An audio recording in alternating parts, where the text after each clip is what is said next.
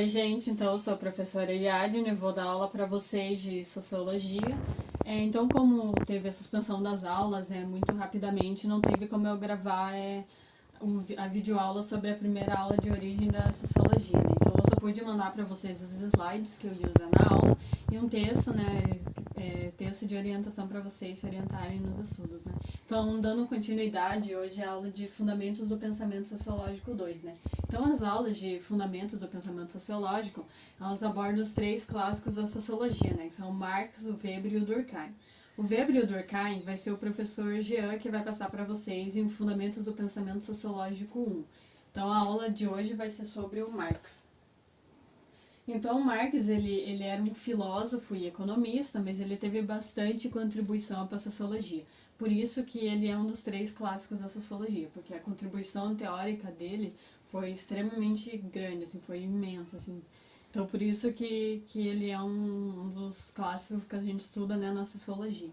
Então, os temas centrais da obra do Marx é o trabalho e as classes sociais. Foram essas duas, né, são as principais que marcaram, né, a teoria do Marx, né, a teoria marxiana.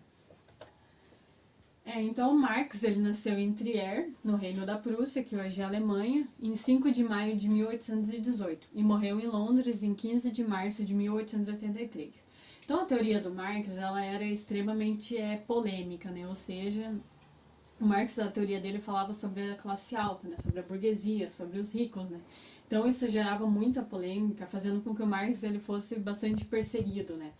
Porque ele não era só um teórico, né, não era só filósofo e economista, ele era também um militante político, né, ativo, então isso fazia com que ele fosse bastante perseguido. Então ele teve que fugir, né, se refugiar em Paris. E lá ele conheceu o filósofo alemão industrial Friedrich Engels, né, que eles se tornaram bastante amigos e o Engels contribuiu bastante para o desenvolvimento da teoria marxiana, né.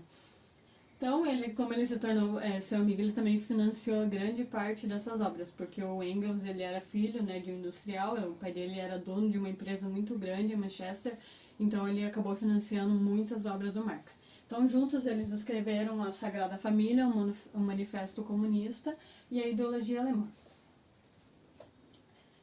A teoria do Marx ela foi marcada por três correntes do pensamento que para ele eram contemporâneas na época, que é a filosofia idealista alemã, que foi marcada principalmente pelo filósofo, né, Georg Friedrich Hegel, a economia política clássica, que foi marcada principalmente pelo escocês Adam Smith e o inglês David Ricardo, e o socialismo francês, que tem entre os seus principais nomes, né, os franceses Saint-Simon e Charles Fourier, e o galês Robert Owen. Então essas três áreas do pensamento elas foram extremamente importantes para estruturar a teoria marxiana, ou seja, contribuíram muito. O Marx ele estudou, né, todas essas teorias e ele criticou elas, ou seja, só que a crítica que ele fez não foi uma crítica no sentido de recusar essas teorias, mas foi no sentido de estabelecer limites dessas teorias, né, ver até onde elas chegam, quanto que ela abrange, né, quanto que essas teorias elas abrangem. Então, Marx ele nunca negou a importância, ele inclusive falava que essas teorias foram extremamente importantes, mas ele estabeleceu limites, né, até onde elas conseguiam chegar. Então, a partir dessas três correntes, o Marx ele desenvolveu o seu método de análise da sociedade, que é o materialismo histórico dialético. Então, esse método ele surge como inversão à dialética idealista do Hegel, né, que era o filósofo idealista. Então, o Marx falava que a filosofia idealista do Hegel ela era baseada na dedução e na especulação, ou seja, a dialética de Hegel, para o Hegel, né, era a razão que determinava o mundo, né, ou seja, era a razão que determina a realidade. Já para o Marx, como filósofo materialista, para ele era o contrário, é o mundo material que determina a consciência, ou seja, para os filósofos idealistas, a consciência ela existe separada do mundo, ou seja, ela é independente do mundo. Então, não há necessidade da existência do mundo para existir a consciência, é separada, ela é superior. Então, as ideias elas são próprias, elas são externas ao mundo. Já por Marx, não, ele falava que é o mundo que ele determina nossas ideias acerca dele próprio, é ele que constrói, né? O mundo material, real e concreto que determina as nossas ideias sobre ele. Ou seja, para os filósofos materialistas, a consciência e o mundo estão juntas, elas não são separadas do superior. Os filósofos materialistas, eles não negam a existência da consciência, eles só acham que a consciência, eles só falam, né, que para eles, né, a consciência, ela não é separada do corpo, ela é junta, ou seja, faz parte do mundo material. Então, para o Marx, é um mundo material que elabora a nossa percepção acerca dele próprio e não a consciência, como é para os filósofos idealistas, que determina a nossa percepção do mundo como ele é. Então, o Marx, como ele não nega a existência da consciência, porque ela é um produto social, ou seja, ela é um reflexo da realidade.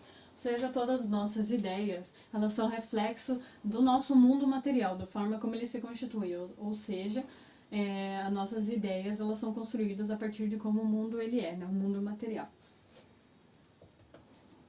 Então, para o Marx, a burguesia, ela impõe a sua filosofia idealista, ou seja, o seu modo de ver o mundo, o modo de pensar o mundo, o seu modo de viver, né? Por quê?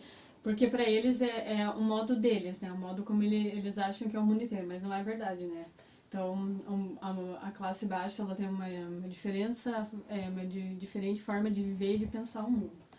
Então, eles impõem essa filosofia idealista de maneira, né, a fazer pensar que é a única que existe, que é correta, que é natural e que sempre foi assim, mas não é.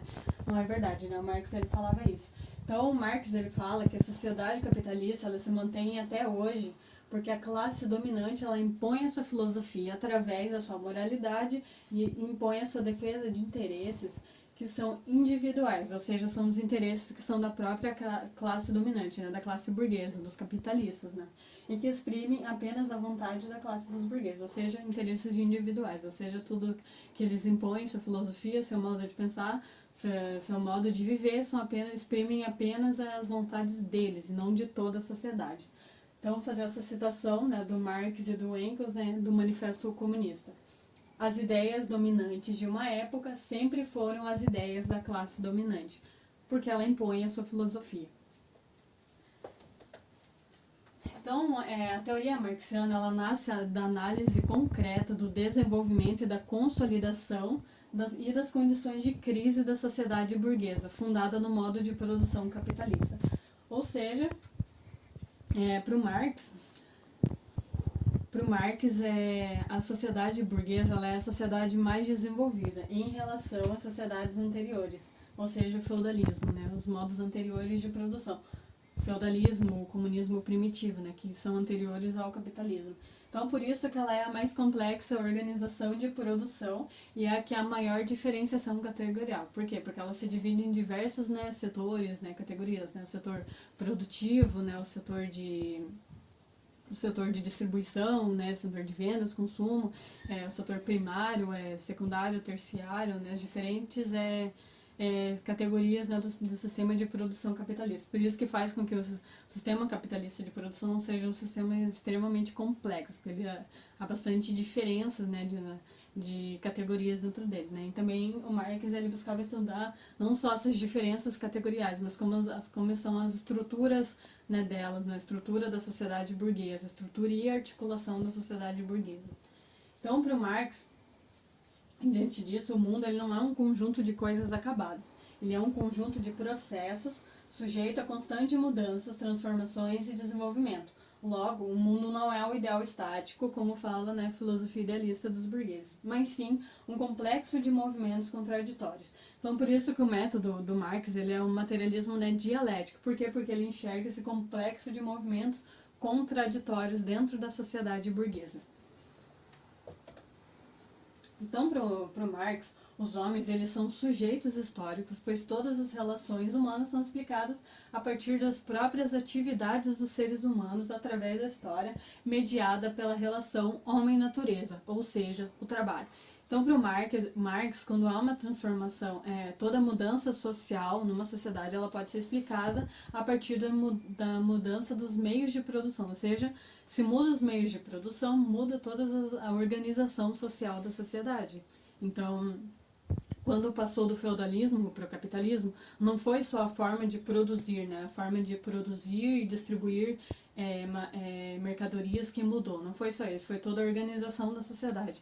Então, deixou de existir reis e passou a existir o parlamento, começou a república, né? Então mudou toda a organização da sociedade, não só a organização dos meios de produção, né? Então, para o Marx, os homens, como eles são sujeitos históricos, eles não podem escolher as suas forças produtivas que são base das suas histórias, porque elas são herdadas elas são adquiridas, herdadas historicamente, ou seja, as forças produtivas, ou seja, a capacidade de trabalho, ela é herdada das gerações anteriores, né, de processos históricos anteriores. Então, os homens eles não podem escolher as suas forças produtivas. Então, vou fazer essa citação do Marx, do 18, Brumário e Cartas a Kugelmann. Os homens fazem a sua própria história, mas não a fazem como querem. Não a fazem sobre circunstâncias de sua escolha, e sim sobre aquelas com que se defrontam diretamente, legadas e transmitidas pelo passado. A tradição de todas as gerações mortas oprime como um pesadelo o cérebro dos vivos, ou seja, os homens eles não escolhem como eles vão fazer suas histórias. A história ela é herdada, né? A forma como os homens vão fazer história, elas são herdadas historicamente, né? Pelo passado, né? Pelos processos também produtivos do passado. Então, para o Marx, os agentes da história, ou seja, os homens que fazem histórias, são os homens reais, ou seja, os trabalhadores e suas condições materiais de vida, e não apenas os indivíduos simbólicos ou as grandes figuras importantes, ou seja, quando a gente vê, por exemplo, a gente está estudando história e vê um acontecimento muito importante, né? Um acontecimento histórico. A gente sempre vê esse acontecimento histórico sempre relacionado a uma figura, né? Uma figura simbólica. Sempre é um homem, um indivíduo, como se ele fosse a força motriz da história, ou seja, que sem ele a história ela não ia se encaminhar daquele jeito, o que não é verdade, né? Esse homem, essa figura simbólica, ele teve um papel importante na história, sim, mas ele não foi o único que fez com que a história caminhasse desse jeito, ou seja, sem ele poderia ser que a história caminhasse do mesmo jeito. Não depende de uma única pessoa, de uma única figura simbólica para que a história ela caminhe de um jeito, né? Só que por Marx ele falava que os homens, para eles poderem fazer histórias, eles precisam estar em condições de viver, ou seja, eles precisam ter condições de produzir comida, roupas, eles precisam ter condições de viver, né, de produzir e reproduzir a sua vida, né. Então, para o Marx, o primeiro ato histórico do homem é a produção dos meios para a satisfação das necessidades de sobrevivência, a produção da própria vida material. Então esse é o primeiro ato histórico, né, do homem, né, para o Marx. Então, né, um dos conceitos que o Marx desenvolveu na sua teoria é o conceito de classes sociais. Então, para o Marx, a sociedade ela se divide em duas classes sociais que são antagônicas entre si, que é a classe dos burgueses, né, a burguesia, e a classe dos proletários, que é o proletariado. Então, entende-se por burguesia a classe dos capitalistas modernos, proprietário dos meios de produção social, ou seja, propriedade privada e não propriedade pessoal. Então, propriedade privada não significa a mesma coisa que propriedade pessoal. Propriedade pessoal é a sua casa, o seu carro, os seus bens que você conseguiu adquirir fruto do seu trabalho. Propriedade privada são os meios de produção que empregam o trabalho assalariado. Compreende-se por proletários a classe dos trabalhadores modernos que, não possuindo meios de produção próprios, são obrigados a vender a sua força de trabalho, né, a troco de um salário, para sobreviver. Então, para o Marx, essa divisão entre as classes ela é fruto de processos históricos, né, das lutas de classes que fizeram com que uma classe dominante subjugue os interesses da outra, ou seja, que uma classe domine a outra, que é a classe dos burgueses dominando a classe, né, dos proletários. Então, vou fazer mais uma citação, né, do Marx e do Engels, do Manifesto Comunista. A história de todas as sociedades até hoje existentes é a história das lutas de classes. Homem livre e escravo, patrício e plebeu, senhor feudal e servo, mestre de corporação e companheiro, em resumo, opressores e oprimidos. Em constante oposição, têm vivido numa guerra ininterrupta, ora franca, ora disfarçada, uma guerra que terminou sempre ou por uma transformação revolucionária da sociedade inteira ou pela destruição das classes em conflito. Então, Para o Marx, a força motriz da história são as lutas de classes. Então, o que encaminha a história adiante são esse constante conflito entre essas classes antagônicas. Então, Marx ele afirmava que ao longo da história, né, a classe dos dominantes, ou seja, os capitalistas, eles expropriaram os meios de produção, ou seja, as ferramentas produtivas, os locais de trabalho, as casas dos trabalhadores, né, e as terras, ou seja, eles expropriaram tudo dos trabalhadores, fazendo com que a classe trabalhadora ela fosse obrigada a vender a sua força de trabalho em troca de um salário. Ou seja, dessa maneira, os trabalhadores eles se veem obrigados a aceitar determinadas condições de trabalho, determinada produtividade, determinado salário, porque eles não podem exigir mais que isso. Por quê? Porque eles não detêm o meio de produção, porque isso é propriedade privada dos capitalistas. Então, para o Marx, quanto mais o trabalhador ele é controlado, maior será a sua produtividade e menor será seu poder político e sua constituição enquanto classe dominada. Ou seja, quanto mais os capitalistas controlam os trabalhadores, menos consciência política e menos poder político os trabalhadores têm sobre a classe dos capitalistas. Por isso que a gente não consegue fazer muita coisa sobre isso, porque a gente é extremamente controlado pela classe dos dominantes, né, os capitalistas. E menor será a constituição enquanto classe, ou seja, reconhecimento. Então, menor será a gente não se reconhece enquanto classe de oprimidos. Por quê? Porque a gente está sendo extremamente controlado e faz pensar que a gente não é oprimido, é apenas a sociedade fluindo naturalmente, dessa forma.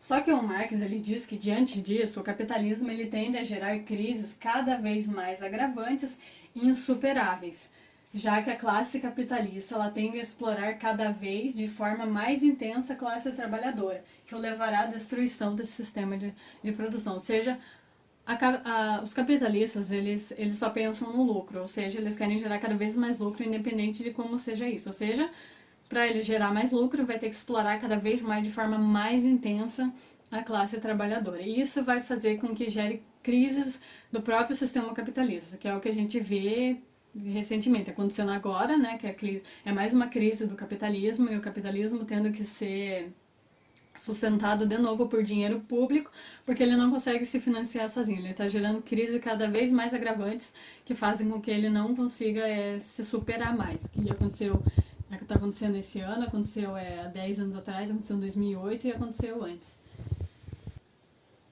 Ou seja, o capitalismo ele vai gerar cada vez mais crises que vai fazer com que elas sejam insuperáveis. Então, para o Marx, né? Então vou fazer uma citação aqui do Marx e do Engels, do Manifesto Comunista novamente. Se o proletariado, em sua luta contra a burguesia, ou seja, luta de classes, se organiza forçosamente como classe, se por meio de uma revolução se converte em classe dominante e como classe dominante destrói violentamente as antigas relações de produção, destrói juntamente com essas relações de produção as condições de existência dos antagonismos entre as classes em geral, e com isso sua própria dominação como classe. Em lugar da antiga sociedade burguesa, com suas classes e antagonismos de classes, surge uma associação na qual o livre desenvolvimento de cada um é a condição para o livre desenvolvimento de todos. Ou seja, para o Marx, o único meio de fugir dessas crises do capitalismo, porque essa crise do capitalismo ela sempre atinge, primeiramente, de forma mais intensa os trabalhadores, ou seja, a exploração cada vez mais intensa dos trabalhadores. Então, para o Marx, a solução para isso é a revolução, né? A revolução socialista. Então, para o Marx, a saída disso é o proletariado se organizar politicamente e ter consciência de classe sobre sua situação enquanto classe oprimida e explorada, para assim levar adiante uma revolução que acabará com esse sistema que ele oprime, que gera esse antagonismo de classe, essa desigualdade social, que explora cada vez de forma mais intensa os trabalhadores. Então, outro conceito que o Marx elaborou é o conceito de mais-valia, ou seja, é um termo da economia política marxiana que é usado para indicar a desigualdade entre o valor do trabalho e o salário pago ao trabalhador, ou seja, O capitalista, ele não paga todo o valor do trabalho feito pelo proletário, né, pelo trabalhador, ou seja, ele paga uma parte apenas. Então, de maneira resumida, é aquele valor do trabalho que não fica com o trabalhador, ou seja, e sim com o capitalista. É aquilo que o trabalhador produz e não fica com ele, né, que fica com o capitalista. Então, isso quer dizer que o capitalista, dono dos meios de produção, ele paga a força de trabalho, ou seja, a capacidade de trabalho. E não todo o trabalho é realizado em um determinado período de tempo, ou seja, o resultado do trabalho. Ou seja, todo o trabalho que os trabalhadores produzem, seja, né, ao longo do mês, ele não todo o trabalho não é pago inteiramente, ou seja, é pago apenas uma parte e o resto fica todo com o capitalista. Por isso que o capitalista ele gera lucros enormes em cima enquanto paga salários extremamente baixos para os trabalhadores, porque ele não paga todo o trabalho do trabalhador, né? Então, vou fazer uma citação do Marx, que é do Capital, que o Capital é a obra magna, né, do Marx, que ele coloca de maneira bem colocada todo esse processo, né, sobre a mercadoria, né, sobre o capitalismo. Então, o produto, propriedade do capitalista, é um valor de uso. Só se produz um valor de uso na medida em que ele é base material do valor de troca. Nosso capitalista, ele visa uma dupla finalidade. Ele quer inicialmente produzir um valor de uso que tem o valor de troca. Ou seja, o valor de uso é a utilidade que uma determinada produto tem. Por exemplo, vamos fazer uma comparação entre um pacote de arroz e um diamante. Qual que é o valor de uso do pacote de arroz? Extremamente alto, porque isso é necessário para viver, né? Da alimentação. Qual que é o valor de uso do diamante? Não tem, é um baixo valor de uso, porque não tem muita utilidade. O que você vai fazer com o diamante? Mas qual que é o valor de troca dos dois? O valor de troca do arroz é bem baixo, o valor de diamante é extremamente alto. O valor de troca seria o preço dele, né? Então, isto ele quer inicialmente produzir um valor de uso que tem o valor de troca. Isso é um artigo destinado à venda, ou seja, uma mercadoria. Então, quando o produto ele tem um valor de troca, ele se torna uma mercadoria. Então, ele quer, em segundo lugar, produzir uma mercadoria cujo valor seja superior à soma de valores das mercadorias necessárias à sua produção, os meios de produção, a sua força de trabalho pelos quais ele adiantou no mercado seu bom dinheiro.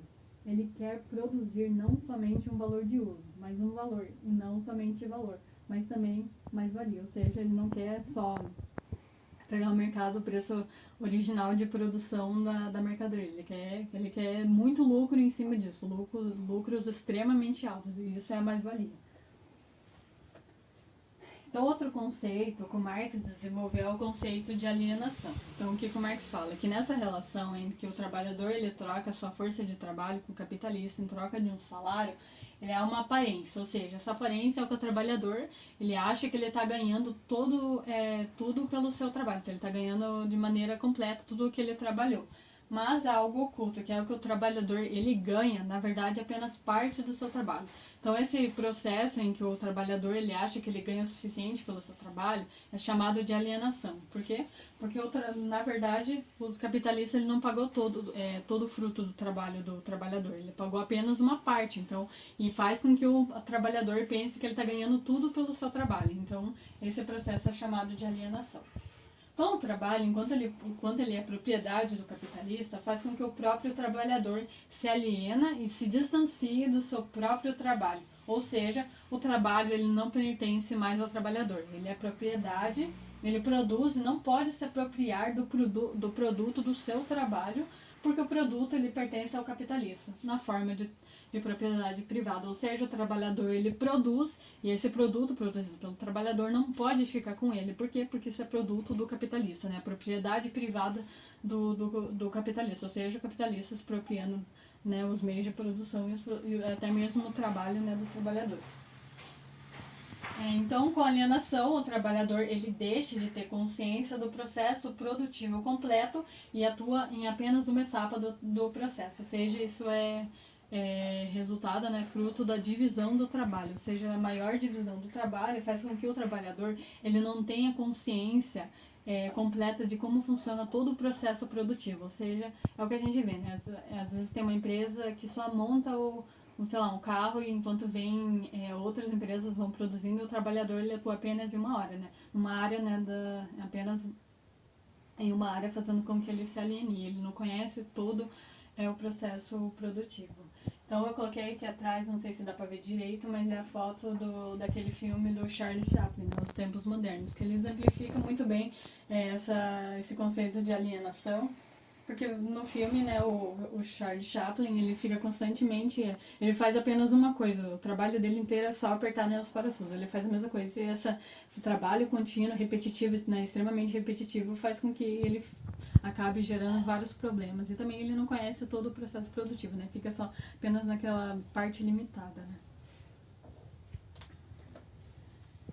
Então, fazer uma síntese do que a gente aprendeu, né, hoje na aula. Então, Marx, ele era filósofo e economista, e a sua teoria é a mais completa análise do capitalismo até os dias atuais, ou seja, tudo que o Marx escreveu, sua teoria sobre o capitalismo, né, tanto as obras marxianas e as obras marxistas, que são as obras que se desenvolveram a partir das obras do Marx, elas são extremamente atuais. Por quê? Porque o capitalismo ainda existe e ele ainda ele ainda domina a classe trabalhadora, então a sua obra continua atual.